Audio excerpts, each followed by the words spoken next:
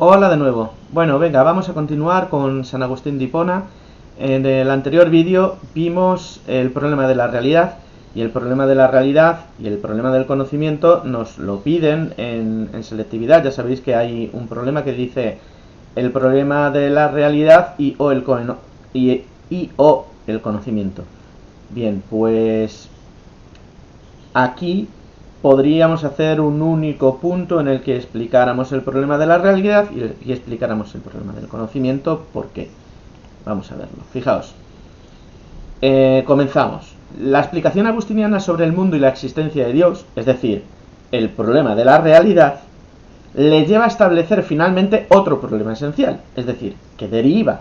Este problema deriva del otro, tiene relación, al que trata de dar respuesta, es decir, las condiciones en las que puede darse el conocimiento de la verdad según el ideal cristiano. Es decir, cómo podemos conocer la realidad que hasta entonces ha postulado San Agustín. San Agustín había simpatizado con el escepticismo, y esto lo vimos en la clase anterior, al principio, cuando hablábamos de las influencias que había tenido San Agustín. Lo que pasa es que deja el escepticismo al lado, ¿vale? San Agustín no va a ser un pensador escéptico. San Agustín es un pensador que tiene varias influencias, entre ellas la escéptica, pero no va a ser escéptico. Así que él va a terminar por convencerse de algunas verdades que son incuestionables. Y aquí las vemos. Son las propias sensaciones, chicos, empirismo, ¿vale? Él no va a ser un racionalista puro, ¿vale? Porque va a considerar a las propias sensaciones como una verdad incuestionable, la propia existencia. Y aquí esto nos va a recordar mucho, lo vamos a ver cuando el año pasado vimos ya a Descartes,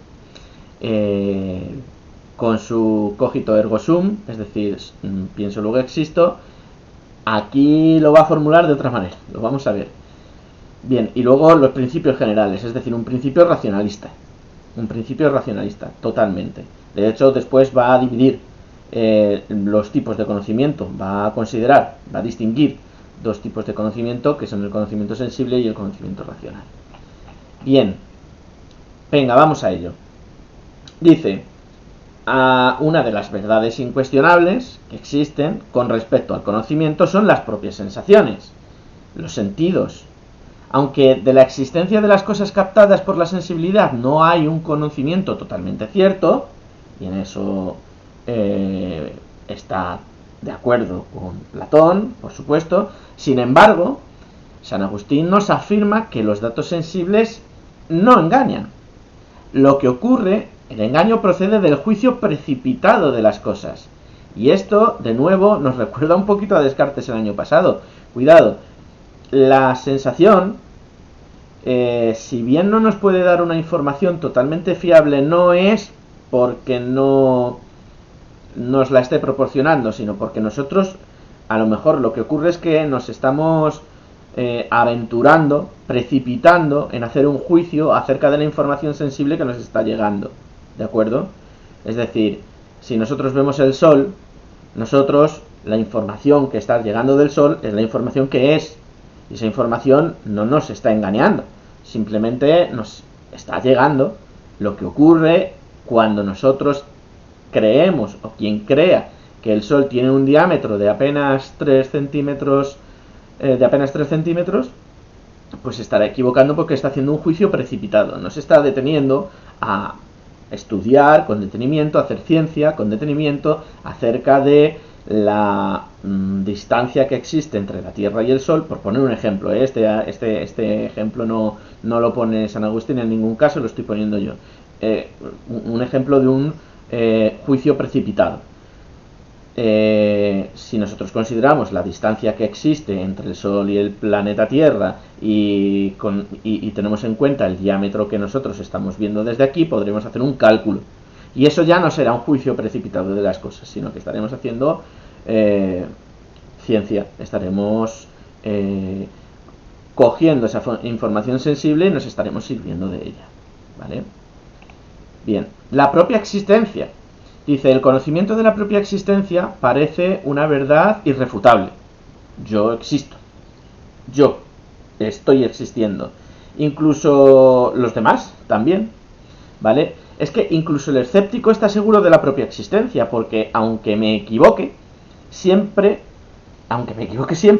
al menos en la afirmación soy alguien que se equivoca, no me equivoco, porque si estoy afirmando soy alguien que se equivoca, ahí desde luego no me estoy equivocando. Esto es irrefutable.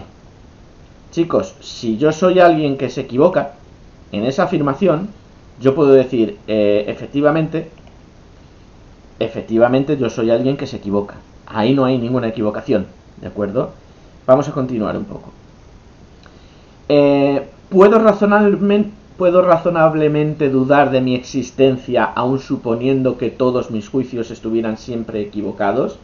Pues dice San Agustín que no, ya que aun en el caso de que me engañase, no dejaría de existir, ¿vale? En el caso de que eso está mal escrito, perdón. En el caso de que yo tuviera un engaño, en el caso de que alguien me estuviera engañando, en el caso de que yo mismo me estuviera engañando, de que los sentidos me estuvieran engañando, o que yo cometiera un error a la hora de, como decíamos antes, de emitir un juicio sobre algo, si yo me estoy equivocando, yo estoy siendo, ¿vale? Dice, al menos el juicio, si fallor sum, siempre sería verdadero. Es decir, si me equivoco, soy, asegurando la certeza de mi existencia. Pero la certeza es triple, ya que el hombre existe, vive y entiende. Bien, aquí lo importante es considerar, tal y como lo consideraba, tal y como lo considerará, porque San Agustín es muy anterior a Descartes. Tal y como considerará Descartes, dice, de lo que sí que no puedo dudar es de mi propio fallo, de mi propia equivocación, de que yo, al decir que soy un ser que falla y que se equivoca, es que ahí desde luego hay una afirmación irrefutable, y es que fallo y que me equivoco. Es una afirmación verdadera, ¿de acuerdo? Y eso, de algún modo, me hace ver y me hace darme cuenta de mi propia existencia, de que en el fondo es algo muy parecido a lo que dirá Descartes. Es que yo estoy pensando, ¿vale? No lo digamos así en el examen, pero es que yo estoy haciendo un ejercicio racional.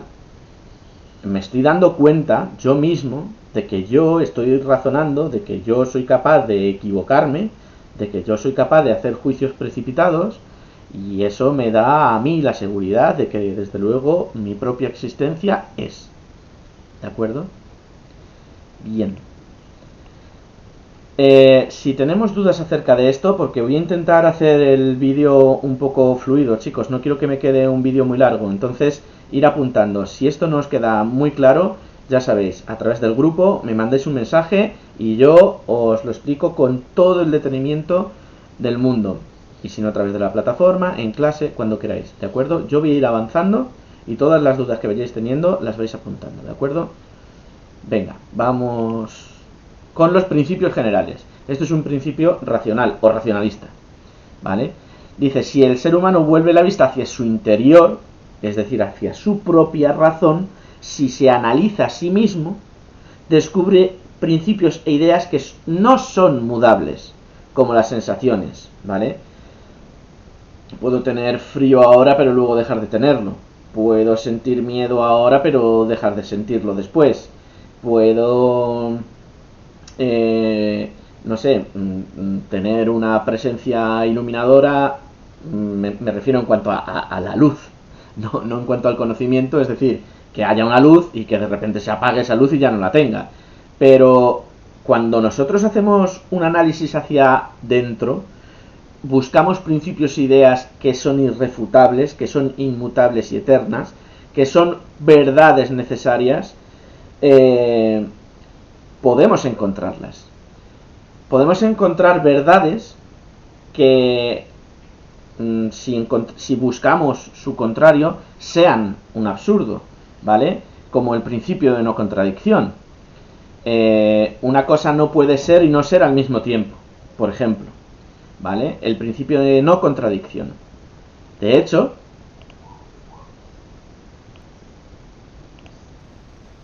es como considerar que nada puede ser verdadero y falso a la vez, ¿vale? Este principio de contradicción, que es muy básico, pero que se da en la realidad, es algo que nosotros encontramos cuando pensamos, cuando razonamos, cuando estamos únicamente buscando una verdad dentro de nosotros, sin tener que acudir a la experiencia sensible, ¿de acuerdo? Esto es a lo que llama principios generales. Son muy generales. Este proceso de conocimiento de las ideas y verdades eternas se denomina interiorización. Así lo llama Santo Tomás. Y es importante que si nosotros estamos mencionando a cada una de estas tres verdades incuestionables con respecto al conocimiento, cuando hablemos de los principios generales, digamos que este proceso de búsqueda del conocimiento de las ideas en nuestro interior, analizándonos a nosotros mismos, se llama interiorización. Dice San Agustín: busca dentro de ti mismo, la verdad habita en el interior del hombre. Es un principio racionalista.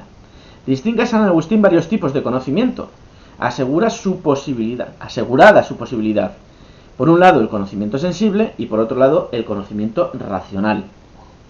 Vale, bien, hasta ahora todos los autores que estamos viendo consideran la división de estos dos tipos de conocimiento, el sensible y el racional.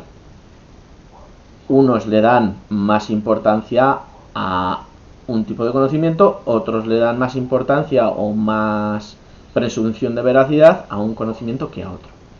Vamos a ver, el conocimiento racional, a su vez, dice San Agustín, puede ser inferior y superior. El conocimiento sensible es el grado más bajo de conocimiento, ¿vale? Tenemos por un lado el conocimiento sensible y el conocimiento racional, ¿vale? Y el conocimiento racional veremos que se divide en dos, en uno inferior y en otro superior. Pero el conocimiento sensible, el conocimiento que nos aportan los sentidos, es el grado más bajo de conocimiento, y aunque realizado por el alma, los sentidos no dejan de ser instrumentos, son solo instrumentos. Este tipo de conocimiento solo genera una opinión, una doxa. Esto nos recuerda a Platón, ¿verdad? Es un tipo de conocimiento sometido a modificación. Dado que versa sobre lo mudable, puede observarse la clara dependencia platónica del pensamiento agustiniano, lo que estaba diciendo. Es que San Agustín está muy influido por Platón, ¿vale? Tiene una base platónica tremenda. Dice, al depender del objeto mudable, es decir, que cambia, y de los sentidos, que son los instrumentos que tenemos para obtener la información sensible, cualquier deficiencia en ellos se transmitirá al conocimiento que tiene el alma de lo sensible. Cualquier deficiencia en el sentido también va a transmitir una deficiencia al propio alma, es decir, no vamos a tener un buen conocimiento sobre la cosa que si nosotros somos ciegos, no vamos a poder tener un conocimiento tan completo de nada como una persona que sí que vea, porque tendrá, aparte de la información del resto de los sentidos, también la de la vista, va a completarla, y el alma también pues va a completarse en el sentido intelectual, ¿vale? El verdadero objeto de conocimiento no es lo mudable, sino lo inmutable, donde reside la verdad. ¿Cómo nos suena esto a Platón? Y el conocimiento sensible no me puede ofrecer esta verdad, ¿vale? La considera, está ahí, nos vale, nos puede servir, pero una verdad inmutable, no. Una verdad irrefutable, no. ¿Vale? En línea con Platón. El conocimiento racional, dijimos que se dividía en dos partes, uno inferior y otro superior. En su actividad inferior se dirige al conocimiento de lo que hay de universal y necesario en la realidad temporal, y es el tipo de conocimiento que podemos llamar ciencia, como los conocimientos matemáticos. Este tipo de conocimiento depende del alma, pero se produce a raíz del contacto con la realidad sensible, siendo esta la ocasión que permite que la razón origine tales conocimientos universales. Chicos, está repitiendo a Platón. No está utilizando la alegoría de la línea de Platón, pero está utilizando a Platón. Es decir, hay ya un conocimiento racional que todavía no es el superior, es el inferior, pero nos encontramos ya con realidades que son, con verdades que son inmutables, irrefutables. Es decir, es como cuando damos el primer paso al mundo de las ideas, ¿vale? Aquí no está considerando el mundo de las ideas, está considerando simplemente un tipo de razón, ¿vale? Un conocimiento racional. Pero es un conocimiento racional inferior porque, tal y como nos decía ya el propio Platón, está haciendo alusión a las cosas sensibles. Cuando hacemos matemáticas seguimos haciendo alusión a las cosas sensibles. Cuando hacemos geometría, hacemos alusión a las cosas sensibles, con lo cual todavía no hemos llegado, ya hemos llegado a hacer un proceso abstractivo mucho mayor que el de la pura simpleza de la información que nos dan los sentidos, pero todavía no hemos llegado al razonamiento superior, que va a ser el más abstracto, por supuestísimo. Y como podréis imaginar, ¿dónde vamos a llegar con un pensador cristiano cuando hacemos un razonamiento tan abstracto y tan elevado? Vamos a verlo. El conocimiento racional, en su actividad superior, es llamado por San Agustín sabiduría, y es el auténtico conocimiento filosófico, el conocimiento de las verdades universales y necesarias, las ideas, siguiendo a Platón. Hay pues una gradación del conocimiento desde los niveles más bajos, sensibles, hasta el nivel más elevado, lo inteligible, la idea, ¿vale? Bien, dice: las ideas son formas arquetípicas, es decir, modélicas o esenciales, permanentes e inmutables de las cosas, que no han sido formadas, sino que existiendo eternamente, de manera inmutable, se hallan contenidas en la inteligencia divina. Esto nos lo decía Platón, ¿eh? Esto sí que es un cambio. Todas las ideas están incluidas en la inteligencia divina. Es Dios, y esto lo vamos a ver ahora, es Dios quien las contiene a todas. A todas las ideas, perdón, a todas las ideas, y no solo, a todas las cosas que existen. A las cosas del mundo sensible, a las cosas del mundo inteligible, a las cosas del, utilizando términos platónicos, ¿vale? Todo lo que existe está contemplado en la mente divina, está contemplado en Dios. Todo. Desde el principio, ¿de acuerdo? Desde el principio de los tiempos, desde el principio de la creación. El principio o sea, el concepto de creación es muy importante en San Agustín. Él crea, y en su creación, en su verbo, en el momento en el que toda la existencia se verbaliza, es decir, se hace existente al ser creada por Dios, todo lo existente ya está en potencia siendo. Y lo único que tiene que ocurrir es que se desenvuelva y acabe siendo, ¿vale? Bien, las ideas se encuentran pues en la mente de Dios. ¿Cómo se alcanza el conocimiento de las ideas? Dado su alejamiento de lo sensible, realidad en la que se encuentra el hombre, las ideas solo se pueden conocer mediante una especial iluminación que Dios concede al alma, a la actividad superior de la razón. Pero no todo el mundo se la va a conceder, ¿eh? Dios es quien ilumina. Dios es quien da esa iluminación para que se puedan conocer las ideas, los conceptos, los universales, esas ideas arquetípicas de las que hablaba antes. El verdadero conocimiento depende, pues, de la iluminación divina. ¿Cómo interpretar esta iluminación? Según la llamada interpretación ontologista, la iluminación significa que el alma contempla directamente las ideas o esencias en la mente divina, lo que plantea problemas teológicos, dado que de alguna manera el alma contemplaría la esencia divina. Es decir, esto, a ver cómo lo explica San Agustín, porque si nosotros somos capaces a través de la iluminación divina, de llegar a contemplar las ideas puras que están contenidas en la mente divina, entonces lo que estamos haciendo es una contemplación de Dios. Estamos llegando a contemplar la mente de Dios. Y eso es complejo, eso son palabras mayores, chicos. Otras interpretaciones conciben la iluminación como un poder que Dios concede a la razón, una virtud especial por la que el alma queda capacitada para alcanzar por sí misma las verdades eternas, pero que el alma no posee por naturaleza. Para otros la explicación nos la daría el símil que establece Platón entre el sol y el bien.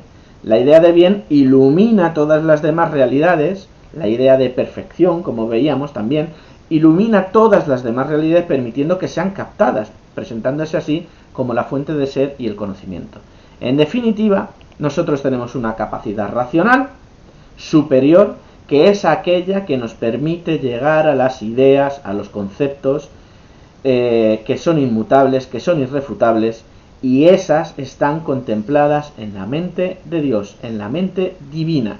Y solo Dios es quien nos permite poder alcanzarlas, ¿vale? Es su propia voluntad la que hace que nosotros podamos llegar a alcanzarlas. Pero si no fuera por Dios, desde luego no llegaríamos a hacerlo, ¿vale? Vamos a ver el problema de Dios. Bien, el problema de Dios es el tema que más ocupa San Agustín porque es que es todo. Dios está en absolutamente todo. Dios está en el problema de la realidad, está en el problema del conocimiento, está en el problema de la antropología, en el de la ética, en el de la política. Dios impregna absolutamente todo. Es decir, si elegís en el examen si os toca en el examen, recomendación que os doy, si os toca en el examen que desarrolléis el problema de Dios en un pensador medieval, yo iría a por Santo Tomás, porque en Santo Tomás nos vamos a centrar principalmente en las pruebas de la existencia de Dios, ¿vale? Que ya va a ser bastante desarrollo. El tema de Dios en San Agustín lo toca todo. Si vosotros sois capaces de hacer un resumen en el que, haciendo alusión a todo lo que Dios crea, a todo lo que Dios permite conocer y a todo lo que Dios permite ser en cuanto a su ética y en cuanto a su política, y lo esquematizáis, fenomenal, quedaría genial. Pero es que ya os digo, el tema de Dios en San Agustín está presente en absolutamente todo. Vamos a ver este apartado que he hecho. El tema que más ocupa a San Agustín es el tema de Dios. Su filosofía es predominantemente una teología, ¿vale? Un estudio de Dios, siendo Dios no solo la verdad a la que aspira el conocimiento, sino al fin al que tiende la vida del hombre, que encuentra su razón de ser en la beatitud, en la visión beatífica de Dios que alcanzarán los bienaventurados en la otra vida, para cuya obtención será necesario el concurso de la gracia divina, ¿vale? Y esto es solo voluntad de Dios. Nosotros tenemos que intentar acercarnos a Dios en nuestra vida, no solo a través del conocimiento, sino también a través de nuestras buenas acciones. Pero es Dios quien, de manera gratuita y de manera enteramente voluntariosa por su parte, unilateralmente, decidirá si nosotros podremos llegar a acercarnos a Él o no, ¿vale? Nosotros, si trabajamos mucho en ello, desde luego que tendremos más posibilidades para alcanzarlo. San Agustín no se preocupa, sin embargo, de elaborar pruebas sistemáticas de la existencia de Dios, como sí lo hará Santo Tomás, como yo te decía antes, aunque propone diversos argumentos que ponen de manifiesto su existencia. Por ejemplo, el argumento principal de San Agustín para probar la existencia de Dios parte de las verdades eternas. En el interior de nuestra alma encontramos verdades universales, inmutables y necesarias, como decíamos antes, como los primeros principios de la razón, que están presentes en todos los hombres, ¿vale? Bien. Su fundamento no pueden ser las cosas físicas, porque son realidades contingentes, cambiantes y mortales. Su fundamento no pueden ser las cosas sensibles. pero tampoco nuestra alma, porque nuestra alma también cambia. Estas verdades nos trascienden. Luego, debe existir algún ser que posea sus características y su fundamento, es decir, Dios. Vamos a ver, vamos a tratar de explicarlo.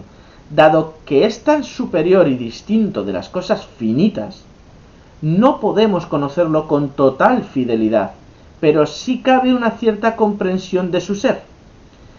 Nunca vamos a ser capaces de comprenderlo en su totalidad, porque nosotros somos limitados. Nosotros tenemos una capacidad racional que es limitada. Pero vamos a poder acercarnos a una cierta comprensión de su ser, ¿vale? Defiende San Agustín la Trinidad de Dios. Dice, Dios es Padre, es Hijo, cuando se verbaliza, cuando Dios se hace carne en este mundo, y Espíritu, ¿vale? Es amor. Tres personas en una misma y sola naturaleza divina.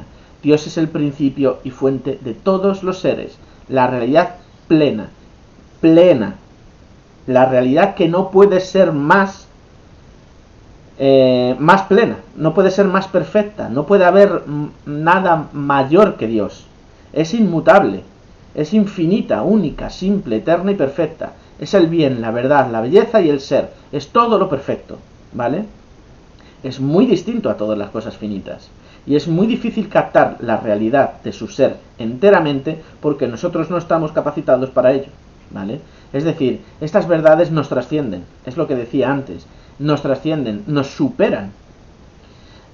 Vamos a continuar. Las cosas temporales cambian, no poseen completamente el ser, por lo que no se han creado a sí mismas y necesitan un ser radicalmente distinto para existir, es decir, Dios. Si las cosas son temporales y cambian, si las cosas son contingentes, no se pueden crear a sí mismas.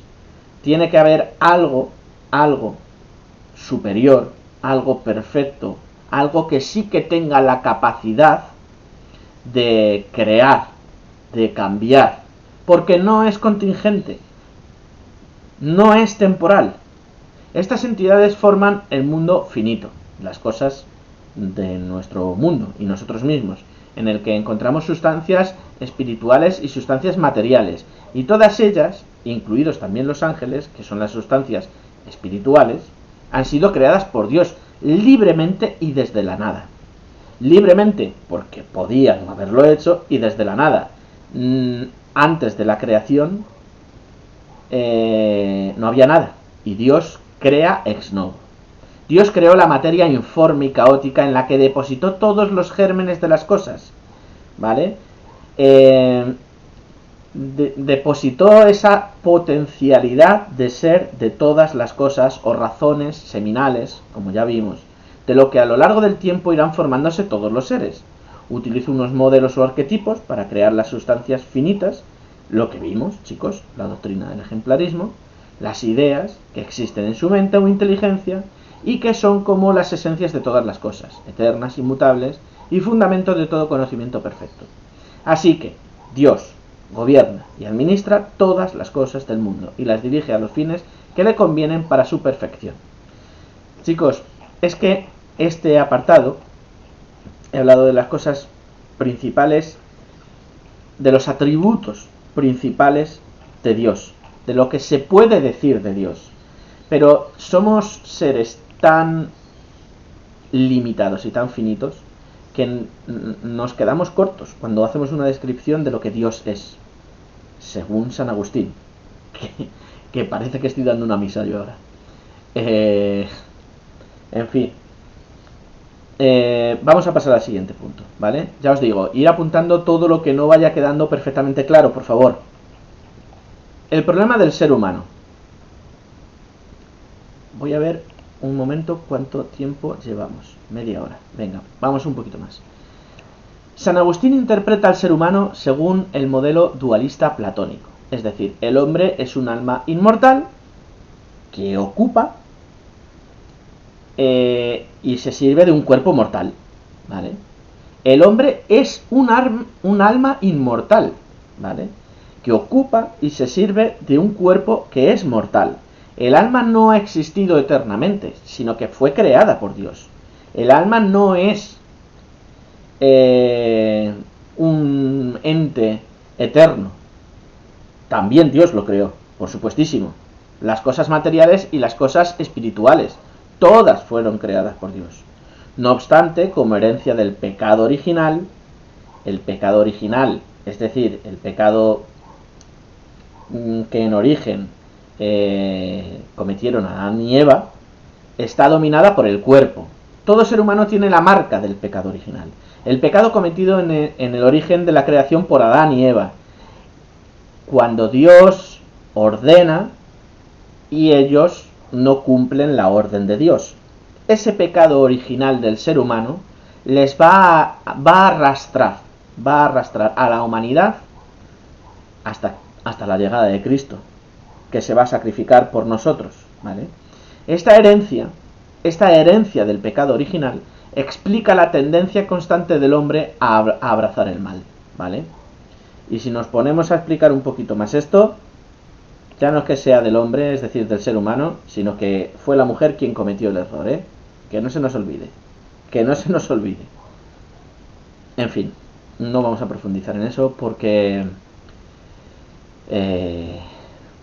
vamos a tener una clase online tranquila. Para salvarse, el ser humano necesita una ayuda exterior, la gracia divina, es decir, que Dios lo quiera. Que Dios lo quiera.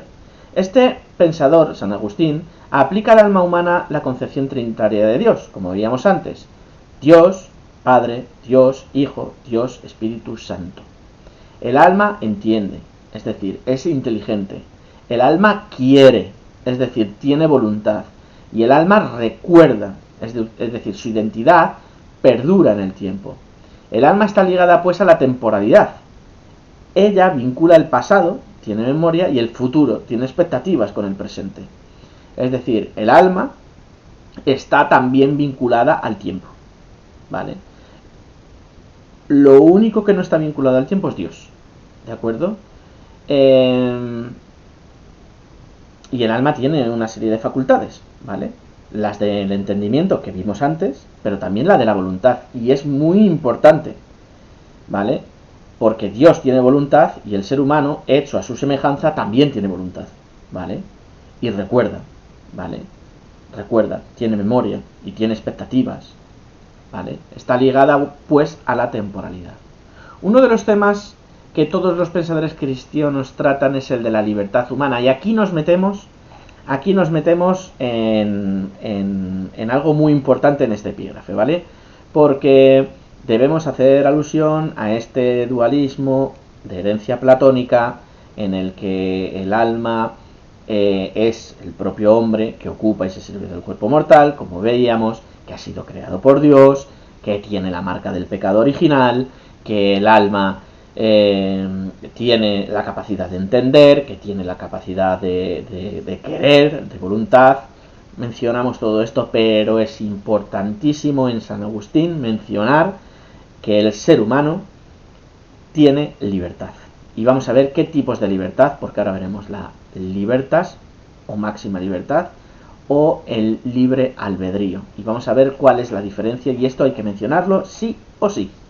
El cristianismo habla de un premio o un castigo en un más allá, y en tanto el uno como el otro exigen que el ser humano sea responsable de su actuación, ¿vale? Tanto el premio como el castigo es consecuencia de la actuación del ser humano en esta vida. Dice, si no soy libre, si no soy autor y responsable de lo que hago, es absurdo hablar de auténtico comportamiento moral. Es decir, si Dios no nos diera una libertad, nosotros no seríamos responsables de nuestros actos.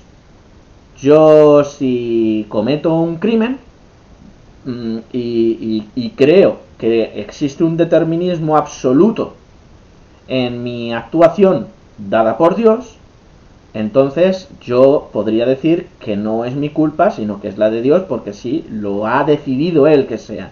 Esa acción no la he decidido yo, sino que la ha decidido Dios. Pues no.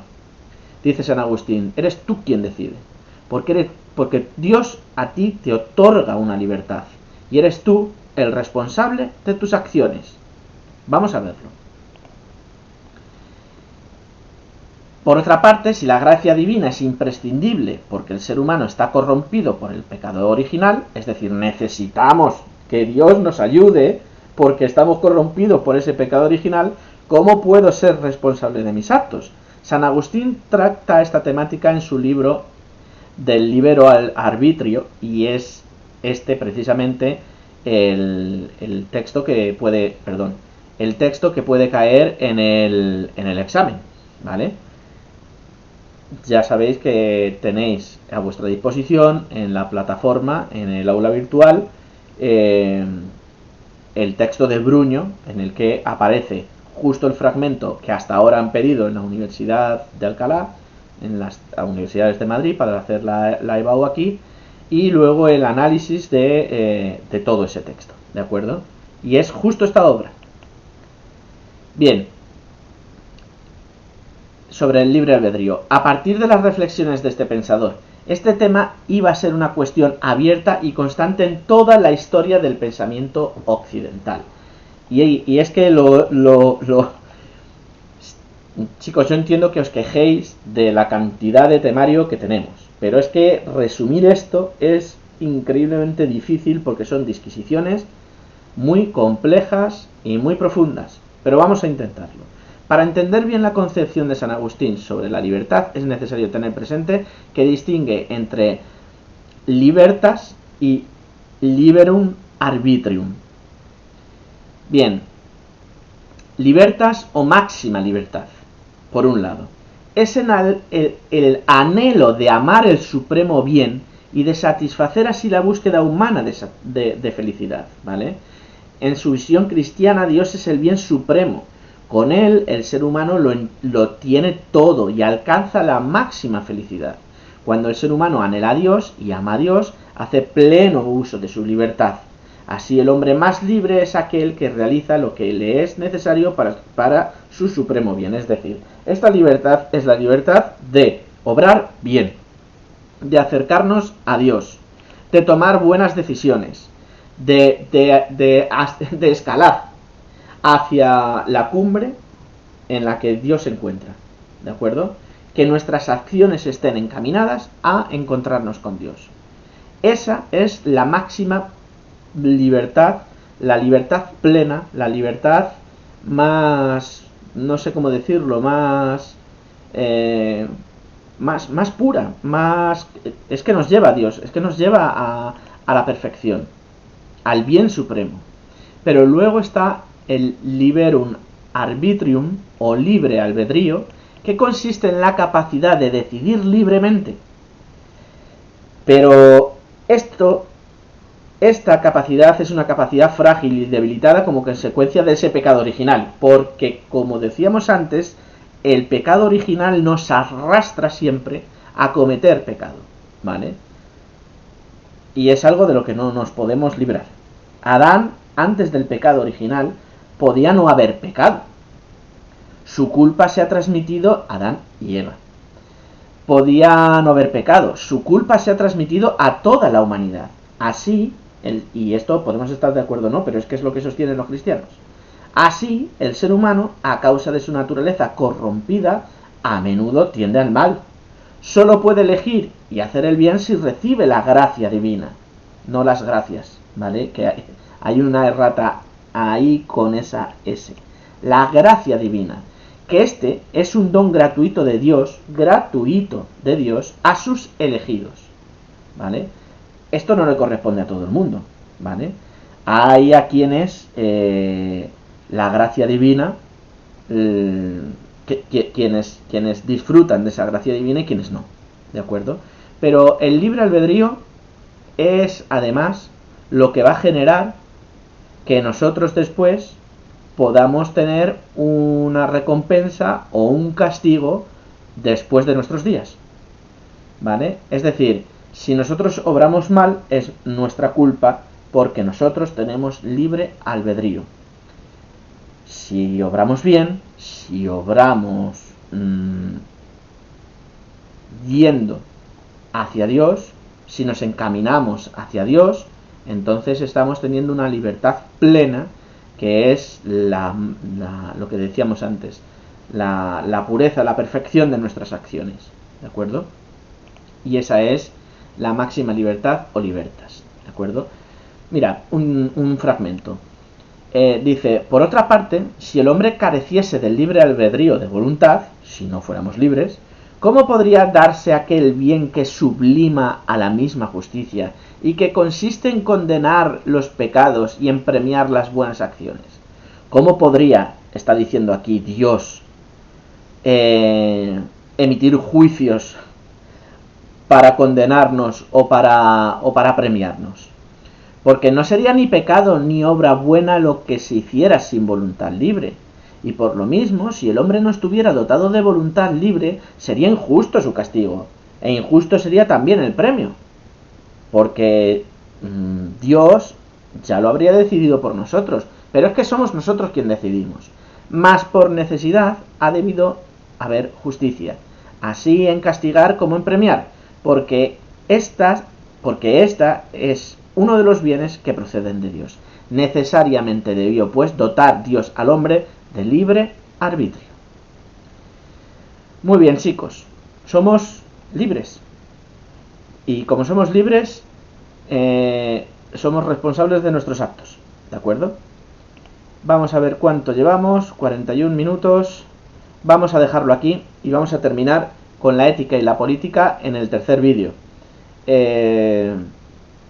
Y bueno, pues son 3 clases, chicos. Me decía el otro día una compañera que le podía venir muy bien estos vídeos porque escuchándolos pues podría estudiar mejor.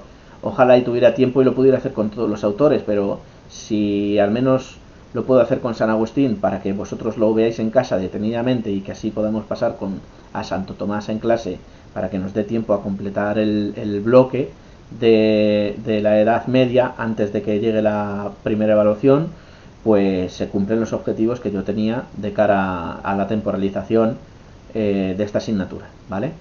Venga, pues lo dejamos aquí y el próximo vídeo ya sí que terminamos y vamos al siguiente apartado, que es el problema de la ética.